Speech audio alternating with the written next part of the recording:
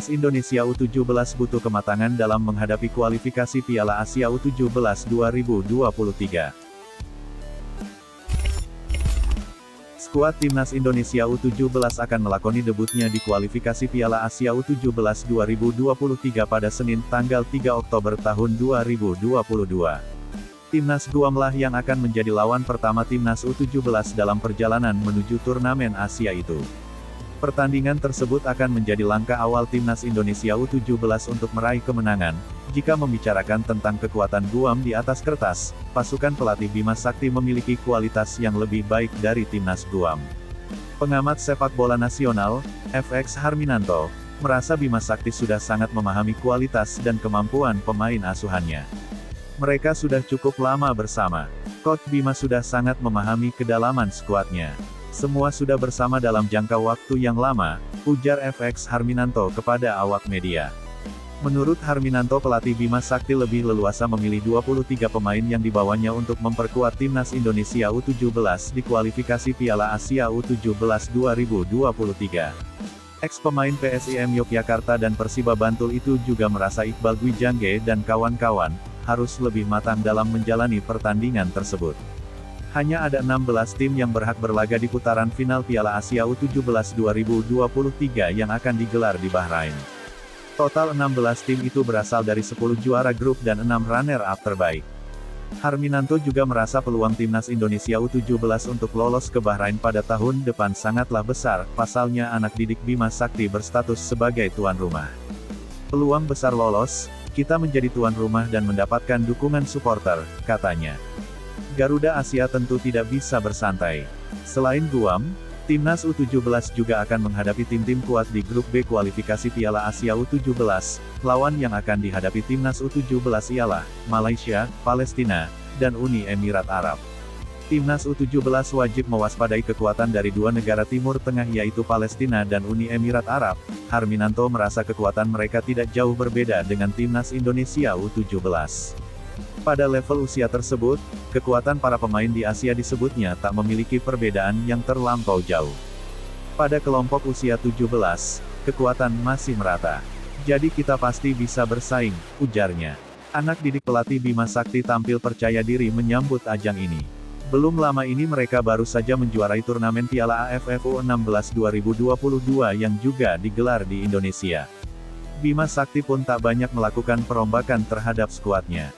Mayoritas skuad yang berlaga di ajang kualifikasi Piala Asia U17 ini adalah mereka yang berlaga di Piala AFF U16 2022 di Sleman pada Agustus lalu.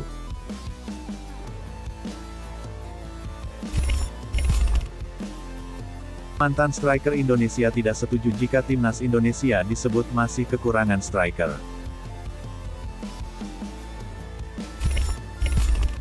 Kurniawan Dwi Yulianto, mantan striker Timnas Indonesia, mengaku tak setuju apabila tim Merah Putih disebut masih kekurangan striker yang bagus. Beliau menilai bahwa Timnas Indonesia belakangan ini mengalami perkembangan yang luar biasa. Bahkan ia mengakui kualitas para pemain Timnas Indonesia saat ini telah mengalami peningkatan yang pesat. Saat ditanyakan terkait posisi striker atau pemain bernomor punggung 9 di Timnas Indonesia yang masih kekurangan stok pemain, ia pun menanggapi hal tersebut. Kurniawan juga tak setuju bila mana Timnas Indonesia dikatakan kekurangan stok striker berkualitas. Menurutnya, saat ini Timnas Indonesia tidak hanya menunjukkan peningkatan yang baik pada beberapa posisi saja. Terutama untuk posisi striker, skuad Garuda memiliki pemain yang mumpuni pada posisi tersebut. Semua itu terlihat dalam laga Timnas Indonesia kontra Curaçao di FIFA Matchday lalu. Penyerang Timnas Indonesia, Dimas Derajat, tampil apik dalam laga tersebut. Penampilan Dimas Derajat itu membuktikan bahwa Timnas Indonesia masih memiliki striker berkualitas.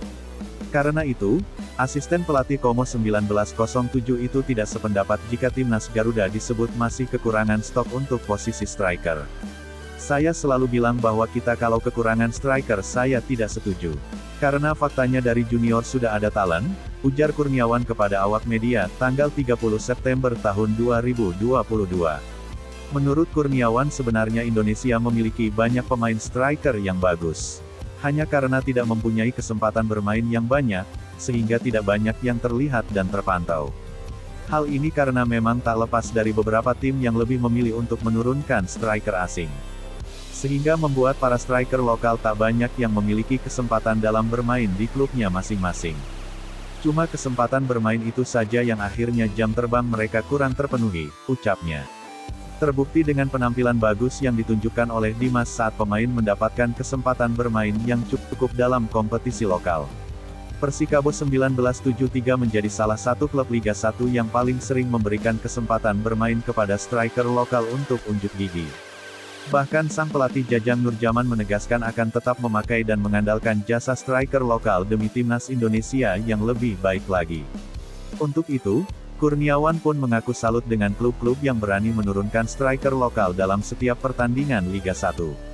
Saya terus terang salutlah kepada klub-klub Indonesia yang berani menurunkan striker lokal. Mereka juga bisa cetak gol dan terbukti, kata Kurniawan.